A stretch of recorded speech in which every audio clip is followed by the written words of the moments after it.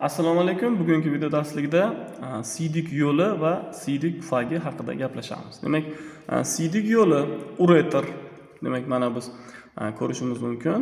Ureter bu siydik yo'li boshlanishi buyrak jomidan boshlanadi va mana tugash qismi bu siydik pufagiga kelib tugaydi. Demak, albatta juft a'zo o'ng va chap. Demak, dexter hamda sinister. Ureter, demak, uni 3 ta qismi bor. Qorin bo'shlig'i sathidagi qism, qorin bo'shlig'i sathidagi qismi biz demak pars abdominalis deb aytamiz va demak chanoq demak sathidagi qism.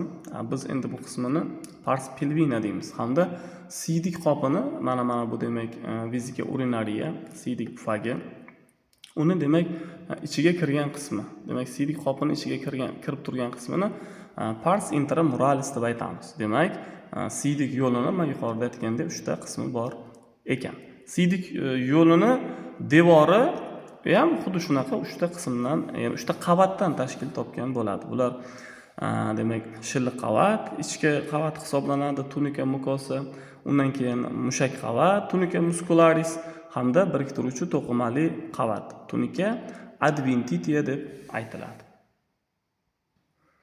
Endi siydik yo'lini qorin qismi demak ayollarda tuxumdon arteriyasi va venasi bilan kesishadi, erkaklarda moyak arteriyasi va venasi bilan kesishadi. Endi afsuski bu mulyajda u arteriyalar ko'rsatilmagan. Va demak chanoq qismi bu mana ko'rsatilgan.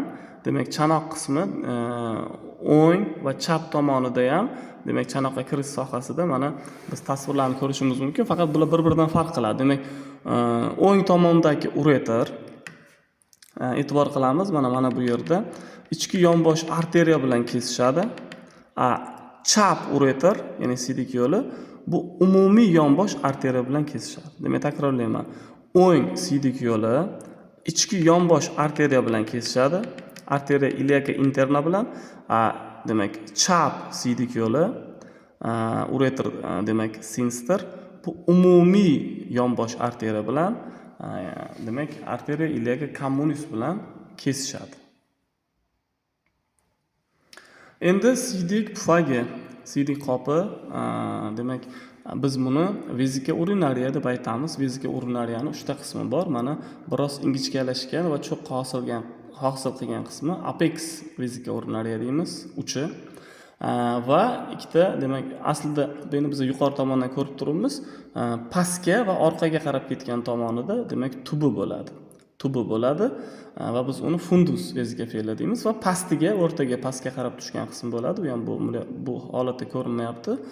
Biz uni buyunchasi deb aytamiz. Cervix vesika urinariya deymiz. Demak apex vesika urinariya, fundus vesika urinariya hamda pastki tomonda buyunchasi demak cervix vesika urinariyalar bor ekan.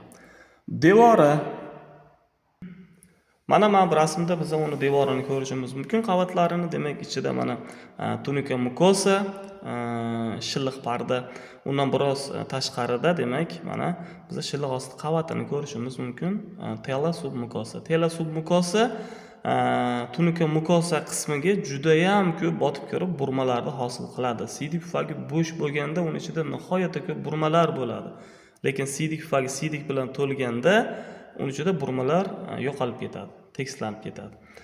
Demak, shilliq osti qavatini aytdim. Undan keyin 3 ta qavatdan iborat bo'lgan mushak qavati, tunika muscularis qavati bo'ladi va tashqari tomondan tunika seroza, seroz qavat ularni qoplab turadi. Demak, tunika mukosa, tela sub mukosa, tunika muscularis va tunika seroza qavatlari bor ekan. Endi e'tibor qilamiz. Aynan mana bu sathida mana siydik chiqaruv kanali tasvirlangan mana bu yerda. Siydik chiqaruv kanali sathida demak, ya'ni o'sha kanalgacha bo'lgan qismida mana uchburchagini ko'rishimiz mumkin. Bu uchburchagini trigonum vesika deymiz, ya'ni pufakni uchburchagi. Uchburchagini ikkita tomonida aynan mana bu yer va mana bu yerida o'sha ureterning teshiklari ochiladi. Ostium uretra interna ichki teshiklari ochiladi va o'sha yerdan demak bu sathiga o'tadi. Endi mana shu uchburchak sathida mana qaraydigan bo'lsak, bu yerda hech qanaqa burma yo'q. demak uchburchak sathida burma bo'lmaydi. Sababi bu yerda shilliq osti qavati rivojlanmagan bo'ladi. O'sha uchun ham burma bo'lmaydi. Men yuqorida aytdim, shilliq osti qavati burmani hosil qiladi dedim. Mana shu trigonometrika sohasida demak burma bo'lmaydi, sababi bu yerda shilliq osti qavatini o'zi bo'lmaydi. Endi siydik chiqaruv kanali bu ayollarda va erkaklarda turli xil uzunlikda bo'ladi. Ayollarda demak 2,5-3,5 santimetr bo'ladi.